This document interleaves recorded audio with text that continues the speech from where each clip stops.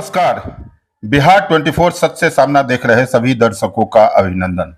मैं हूं कन्हैया ठाकुर। इस चैनल के माध्यम से मैं आपको अब तक अनेकों प्रकार की खबरें दी हैं, जानकारियां दी हैं, समाज कल्याण से जुड़े हुए मुद्दों को उठाया है और बहुत सारी जानकारियां दी हैं।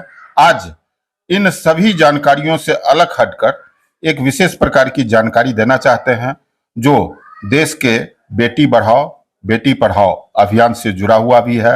एक पिता का अपने पुत्री के लिए अगाध प्रेम की मिसाल है। इसे यूं कहें तो यह सोच उस पिता का जो है वो अद्भुत है, अद्वितीय है, अकल्पनीय है।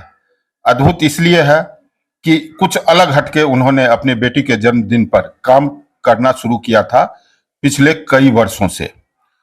अविश्वसनीय इसीलिए है कि अब जो मैं आपको बताने जा रहा हूं ये अब तक मेरे संज्ञान में किसी की पिता के द्वारा अपनी बेटी को जन्मदिन पर ऐसा तोहफा नहीं दिया गया था। अकल्पनीय इसलिए मैं बोला हूं कि यह हमारे कल्पना से बाहर है। आने वाले समय में इनसे प्रेरणा लेकर अगर कोई ऐसा काम करते हैं जिससे खुद बेटी प्रेम भी दिखता है और समाज में एक संदेश भी जाता है तो वो एक सफल प्रयास मेरा होगा। बिहार 24 सच से सामना का यह प्रयास किया जाएगा। फिलहाल मैं बात कर रहा हूं झंझारपुर के प्रसिद्ध चिकित्सक दंपत्ति डॉक्टर सुरवेंद्र कुमार झा, उनकी मैडम भी हैं, वो भी डॉक्टर हैं और इन डॉक्टर दंपत्ति की एक पुत्री एक पुत्र हैं। पुत्री का नाम आस्था भारद्वाज है। पिछले जन्मदिन पर उन्होंने एक अद्भुत काम किया था। अपनी पुत्री के लिए चांद पर जमीन का टुकड़ा खरीद करके गिफ्ट दिया था। उनके जन्मदिन पर गिफ्ट दिया था। तब से मीडिया से लेकर तमाम लोगों में उस बेटी को मून गर्ल के रूप में लोग जानने लगे और जो संस्था थी अमेरिका कैलिफोर्निया की संस्था थी जहां से जमीन उन्होंने चांद पर खरीदा था, उसने भी आस्था भारद्वाज का नाम मून गर्ल रखा था। ये तो फिलहाल उनका व्यक्तिगत था, उनके पुत्री से जुड़ा हुआ था। इस बार उन्होंने अपने संपूर्ण शरीर के ऑर्गन्स दान कर दिए। जी हां, आपने सही सुना, संपूर्ण शरीर के ऑर्गन्स को दान कर दिए हैं। मेरे सामने में वो प्रमाण पत्र है। दधीची देह दान समिति बिहार। दधीची एक हिंदू शास्त्र में ऐसे मुनि थे जो मरने के उपरांत अपना हड्डी दान कर दिए थे। उन्हीं के नाम पर दधीची देहदान समिति एक अंगदान का संस्थान है जिसका ब्रांच पटना में है। वहीं से ये सर्टिफिकेट मिला है। संपूर्ण शरीर, लीवर, किडनी, हृदय, त्वचा, ये इन्होंने दान किया है। और खास बात यह है कि दान करने से पूर्व विभिन्न प्रकार के मेडिकल जांच होते हैं। पुत्री और इनका ब्लड ग्रुप जांचा गया है, डीएनए जांचा गया है। जानकारी मिली है कि 48 पेयर डीएनए का होता है, इसमें 46 पेयर पिता से पुत्री का डीएनए मैच करता है। अगर बाय द वे कभी भविष्य में इनके पुत्री को, जैसा कि जरूरत नहीं पड़ेगी इस बात का मैं विश्वास दिलाता हूं, लेकिन अगर कभी भी किसी भी प्रकार की ऐसी जरूरत होती है किडनी की, लिवर की, आंख की, त्वचा की, तो कोई फॉर्मेलिटीज नहीं करना पड़ेगा। इनके पिता का संपूर्ण शरीर दान पत्र बना हुआ है। ये कागज हमारे सामने में आप देख रहे हैं, आपको मैं कागज भी दिखाऊंगा। मृत्यु के बाद अंगदान, नेत्रदान, मृत्यु को जीवन का अंत न बनाए, उठाए कदम, करे संकल्प, अंगदान का चुने विकल्प, ये इस संस्था का एक टैगलाइन है। इसी टैगलाइन के साथ उन्होंने एक साथ दो काम किया है। पहला तो ये जन्मदिन पर अपनी पुत्री को यह तोहफा दिया है और अगर इनके पुत्री को इनके किसी अंग की जरूरत न पड़े, जैसे कि प्रबल संभावना है उनको जरूरत नहीं पड़नी चाहिए, तो भी इनके मृत्यु उपरांत इनके अंग को आम लोगों, जरूरतमंदों को दान दिया जा सकता है। वो किडनी हो, आंख हो, त्वचा हो, लीवर हो, जितनी भी चीजें हो सकती है। फिलहाल इनके इन बातों पर बिहार सरकार के पूर्व मुख्यमंत्री सुशील कुमार मोदी ने बड़ा प्यारा सा पत्र लिखा है, उनको बधाई दी है। दधीची देहदान समिति बिहार के संकल्प पत्र भरकर आपने अनूठा संदेश समाज को दिया है। बेटी के मंगलमय भविष्य की शुभकामना के साथ आपके पूरे परिवार को साधुवाद दिया जाता है, ऐसा सुशील कुमार मोदी ने इनको पत्र देकर बताया है। इसी प्रकार पद्मश्री से सम्मानित है विमल जैन, जो दधीची दहजान समिति के महासचिव हैं। उन्होंने भी एक प्यारा सा पत्र इनको दिया है। मैं डॉक्टर सुरविंद्र कुमार से आपको रूबरू करवाता हूं, आखिर क्या सोच है उनकी, कैसे ये सोचे और समाज को ये क्या संदेश देना चाहते हैं। आइए मिलवाते हैं डॉक्टर साहब से। हम अपने चैनल में स्वागत करते हैं डॉक्टर सुरविंद्र कुमार झा जी का, जिन्होंने एक अनोखा अद्भुत काम करके अभी चर्चा में बने हुए हैं। डॉक्टर साहब, आपका स्वागत है। नमस्कार। मैं आपसे जानना चाहता हूं कि अभी आप अपनी पुत्री को अगाध प्रेम करते हैं, ये तो पिछले कुछ वर्षों से ही हम लोग देख रहे हैं। इससे पहले चांद पर भी जमीन का टुकड़ा लेके दिए थे, जो अपने आप में एक अद्भुत था, विश्वसनीय जैसा लग रहा था, लेकिन जब आपने कागज दिखाया तो पता लगा नहीं ये साकार हो सकता है। इस बार क्या सोच के साथ आप संपूर्ण अंगदान किए, क्या संदेश देना चाहते हैं अन्य पिताजी को जो उनके पुत्रियां हैं, और आपकी क्या सोच थी? जैसा कि मैं पिछले बार भी बोला कि पुत्री है तो ही प्रकृति है, पुत्री है तो ही भविष्य है, पुत्री है तो ही पृथ्वी है। ठीक उसी तरह से हमारा कर्तव्य है कि जब तक हमारी बेटी है उसकी संपूर्ण रक्षा करें। ज़्यादातर मैं मिथिला से हूँ, तो ज़्यादातर मिथिला वासियों का ये कहना होता है कि कन्यादान के बाद पिता का जो एक कर्तव्य है वो लगभग खत्म हो जाता है। मैं समाज को ये दिखाना चाहता हूँ कि कन्यादान के बाद भी पिता का जो प्रेम है पुत्री के प्रति बरकरार रहता है, बल्कि जिम्मेदारियां और बढ़ जाती है। जब हम अपने दिल के टुकड़े को अपने से दूर रखते हैं तो हमारी जिम्मेदारी और बढ़ जाती है। जैसा कि मैं एक छोटा सा उदाहरण देता हूं, अगर हम अपने घर के सामान को किसी बैंक में लॉकर में रखते हैं तो उस लॉकर, उस घर, उस बैंक के प्रति हमारा जिम्मेदारी और बढ़ जाता है। हम बार बार उसे देखने जाते हैं, हम बार बार उसकी खबर लेते हैं। ठीक उसी तरह से हम अपने दिल के टुकड़े को, हम अपने सबसे महत्वपूर्ण और सबसे ज्यादा वैल्यूबल वस्तुओं में से अपनी एक बेटी को किसी के घर में देते हैं तो उसकी जिम्मेदारी संपूर्ण देखभाल हमारी होती है। क्योंकि मैं थोड़ा सा इस जगह से बिलोंग कर रहा हूं जहां पे मैं देखा हूं कि पिछड़ा, अति पिछड़ा, या अगर देखा जाए तो लिंगों में परिवर्तन, लिंगों में भेदभाव किया जाता है, पुरुष अलग हो जाते हैं, पुरुष प्रधान देश कहलाता है, पुरुष प्रधान ये है। तो मैं इस चीजों को बिल्कुल अलग रखना चाहता हूँ कि पुरुष या स्त्री यहाँ तो कोई मायने ही नहीं रखता है, संतान संतान होती है, एक नंबर।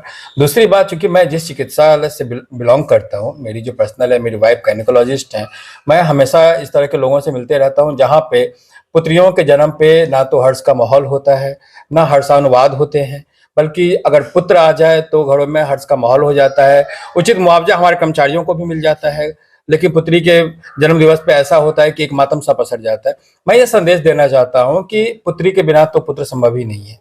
तो पुत्री तो होना ही चाहिए, पुत्र तो है ही, लेकिन पुत्री होना ही चाहिए, तभी पुत्र का महत्व होता है।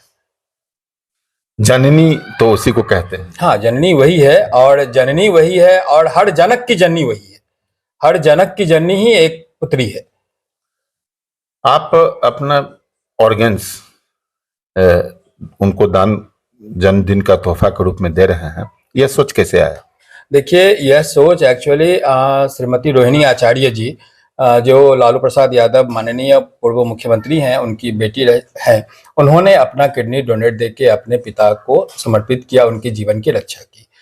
ये उनका प्रेम भाव दिखाता है। यहाँ पे सारे कमेंट्स, सारे तर्क वितर्क खत्म हो जाते हैं इनकी प्रेम भाव के सामने। ठीक है, ये चीज हुई एक बेटी ने अपने पिता को किया, लेकिन हो सकता है कि भविष्य में कभी ऐसी संभावना आए जब किसी बेटी को एक पिता की जरूरत पड़ जाए। और जैसा कि हम जानते हैं कि हम कन्यादान कर देते हैं और हमारा यह कहना होता है कि बेटी अब दूसरे के घर की अमानत हो गई, पूरी जिम्मेदारी उसकी होगी। और इतना भी अटल सत्य है कि अगर बेटी को परेशानी हो तो पिता ही सबसे ज्यादा उसके सामने आते हैं, ना कि ससुर, ना कि सास।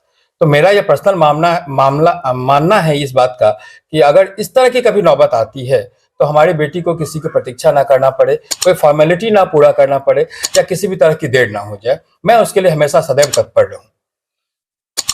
जीवन के साथ भी और जीवन के बाद भी आप अपनी दायित्व का निर्वहन करने के लिए यह काम किए हैं। फिलहाल इस काम से आप समाज को और आम लोगों को क्या संदेश देना चाहते हैं और क्या अपील करना चाहते हैं? देखिए, मेरा मानना यह है कि अगर मेरा इस छोटा सा प्रयास देख करके अगर इसमें सत्यता साबित होती है, उनको सत्यता महसूस होती है, अगर इसको देख करके अगर 2% लोग भी इस राह पे चलते हैं, मैं पुत्री प्रेम के प्रति नहीं बोल रहा हूं, सामाजिक प्रेम के प्रति भी अगर चलते हैं तो भी मैं समझूंगा कि मेरा देहदान सफल हो गया। अगर संपूर्ण देहदान ना कर सके, क्योंकि जैसा कि हमारे हिंदू धर्म में, हमारे मिथिलांचल में, हमारे भारत में कहना है कि पंचकर्म में से एक अंतिम संस्कार का कर्म है, वो करना जरूरी है। आप संपूर्ण देहदान मत करिए, लेकिन कम से कम नेत्रदान करके किसी को देखिए, क्योंकि कलयुग में अगर अमर होना है तो सबसे बड़ा काम है सामाजिक काम, और देहदान से बड़ा कोई सामाजिक काम नहीं हो सकता है। अमर होने का एकमात्र यही है कि अगर आप अपना नेत्रदान करते हैं, समाज के प्रति अपने कर्तव्यों का पालन करें। अगर इस चैनल को देखने वाले किसी दर्शक की इच्छा हो आपसे प्रेरणा लें और खुद प्रेरित हो जाएं, उनको लगे सामाजिक सरोकार से जुड़े और जीवन के बाद भी हम दिखते रहें, अपनी आंखों से दुनिया को देखें, नेत्रदान करना चाहें, तो उनको कहाँ पहल करना पड़ेगा, सुविधाजनक कहाँ नेत्रदान कर सकते हैं? एक मरे हुए व्यक्ति का नेत्र कितना समय तक, आप तो डॉक्टर हैं, बता सकते हैं कुछ इस पर 2 मिनट में प्रकाश डालें। देखिए, नेत्रदान पूर्व घोषित संकल्प है, क्योंकि हम संविधान के हिसाब से चलते हैं। संविधान में ऐसा कोई प्रावधान नहीं है जिसमें कि हम अपने अंगों को आरक्षित कर दे किसी पर्टिकुलर नाम के प्रति। हम संकल्प ले सकते हैं, हम संकल्पित हो सकते हैं अपने शरीर के अंगों को लेकर के, अपने नेत्रों को लेकर के, ताकि उसका दान, उसका सही उपयोग सही समय पे कर सके, मेरे रहते या मेरे न रहने के बाद भी। रहते हुए अगर अपने अंगों को दान करना है तो उसके कुछ सिंपल प्रोसीड्योर्स होते हैं, जिसमें कि वही अंग दिया जाता है जिसको देने के बाद आप स्वयं जीवित रह सकते हैं। अगर किसी अंग के देने के बाद आपकी मृत्यु हो जाती है या होने की संभावनाएं ज्यादा रहती है, तो उस अंग को दान देने की कोई मतलब किसी भी तरह का प्रबल संभावना हमारे संविधान में नहीं है। अच्छा, किसी भी व्यक्ति को अगर लगता है कि वो अपना अंग दान करे, नेत्रदान करे, तो दधीची देहदान समिति श्री विमल कुमार जैन जी के द्वारा संचालित है। पटना में इनका रजिस्टर्ड ऑफिस है, ऑनलाइन फॉर्म भी उपलब्ध है, आप इस पे अप्लाई कर सकते हैं और वेरिफिकेशन कोड आएगा। वेरिफिकेशन करने के बाद में संकल्प प्रमाण पत्र मिलता है और आप अंगदानी परिवार में सम्मिलित हो जाते हैं। अच्छा, मरने के उपरांत, मरने के पश्चात परिवार वालों का यह दायित्व होता है कि हमारे शरीर का सदुपयोग करने के लिए अंगदानी परिवार में या दधीची देहदान समिति में किसी भी मेंबर को सही समय पे बुलाया जाए, और ताकि सही समय पे शरीर के सभी अंगों का उपयोग हो सके। जैसा कि कहना है कि मृत्यु उपरांत सिर्फ हमारे शरीर का त्वचा और हमारे नेत्र के कुछ पार्ट्स ही काम आ जाते हैं, और सही समय लेते हुए अगर 3000 सेकंड के अंदर में हमारे किडनी का प्रत्यारोपण करके उसे प्रिजर्व किया जाए तो किडनी कार्यरत हो जाती है। अच्छा, किसी भी कंडीशन में अगर ऐसा हो कि आपके द्वारा किसी भी एक्सीडेंटल केस को ये करते हैं, या आप ब्रेन डेड घोषित किए जाते हैं किसी फिजिशियन के द्वारा, तो आपके संपूर्ण शरीर के अंगों को आप दान में दे सकते हैं, जिससे कि लगभग 7 लोगों का जीवन बचाया जा सकता है। हमारे 2 lobes of liver, 2 kidney, 2 pair of eyes और त्वचा और हृदय, ये चले जाते हैं। एक व्यक्ति अगर पूर्व संकल्पित रहे तो अपने जाने के बाद भी 7 लोगों को नया जीवन दे सकता है। बिल्कुल, और उन 7 लोगों में उन व्यक्ति के परिवार वाले उस खोए हुए व्यक्ति को पहचान सकते हैं, उस खोए हुए व्यक्ति की अनुभूति ले सकते हैं। अगर मान लीजिए मेरा हृदय किसी बच्चे के हृदय में धड़कता है, तो मेरी बेटी को लगेगा कि उसके पापा का हृदय किसी के हृदय में धड़क रहा है। अभी वही प्रेम उसको नजर आएगा उस बच्चे में जो मेरी बेटी को अपने पिता के प्रति नजर आता था। अगर मेरी आंखें किसी अंधे व्यक्ति को, किसी नेत्रहीन व्यक्ति को दिया जाए और उससे वो देखे, तो हमारे घर वाले, मेरी धर्मपत्नी, उनको, मेरी जो भी चाहने वाले, उनको ये लगेगा कि उन्हीं का, वही डॉक्टर साहब उसी नजर से दुनिया को देख रहे हैं। तो मेरे हिसाब से कलयुग में अमर रहने का इससे बड़ा और कोई साधन नहीं हो सकता है।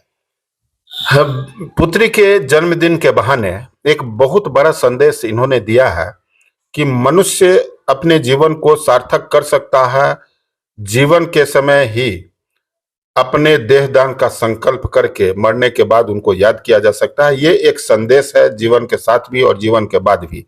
अंत में मैं 2 शब्द, छोटी छोटी बातें आपसे जानना चाहूंगा। आप स्वयं डॉक्टर हैं, डीएम कार्डियोलॉजिस्ट हैं, मैडम सुधा झा स्त्री रोग की अच्छी डॉक्टर हैं, आपके एक पुत्र हैं और एक पुत्री हैं। पुत्री के लिए आपने तो इतना किया, पुत्र के लिए भी कुछ ऐसा है उसमें? नहीं, पुत्र के लिए भी है। इस बार हम लोग पुत्र के लिए भी कर रहे हैं, क्योंकि पूर्व घोषित कर देने के बाद में वो चीज का थोड़ा सा मजा, जैसे बोलते हैं, नहीं हो पाता है, वो सनसनी चीज नहीं हो पाता है। तो इसलिए पूर्व घोषणा नहीं है, लेकिन पुत्र के लिए इस बार जो है बहुत बड़ी सामाजिक कार्य हम लोग करने जा रहे हैं। आशा करते हैं आपका आशीर्वाद यूं ही बना रहे हमारे पुत्र पुत्रियों पे। क्या एक लाइन में आप संदेश देना चाहते हैं हमारे दर्शकों को?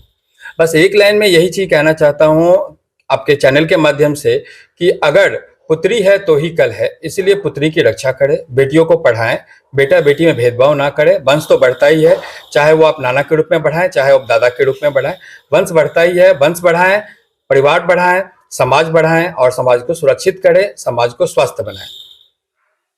आपने सुना, डॉक्टर साहब को सुना, ये सर्टिफिकेट इनको दिया गया है वहां से, और विभिन्न प्रकार का बधाई संदेश भी इनके पास आ ही रहा है।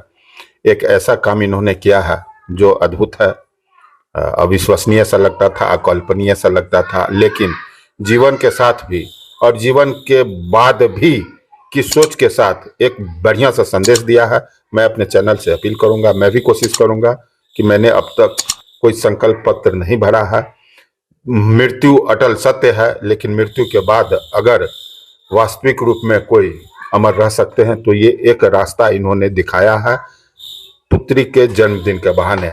इस रास्ते को हम लोग अमल करें और देखें। कुछ भी कहना हो, कोई भी जानकारी लेने हो तो चैनल के कमेंट बॉक्स में आप जानकारी ले सकते हैं। चैनल को देखते रहिए। बिहार 24 सत्य का सामना को अगर सब्सक्राइब नहीं किए हैं तो सब्सक्राइब करें। धन्यवाद। आप देखते रहें। आपका दिन शुभ हो, आप स्वस्थ रहें।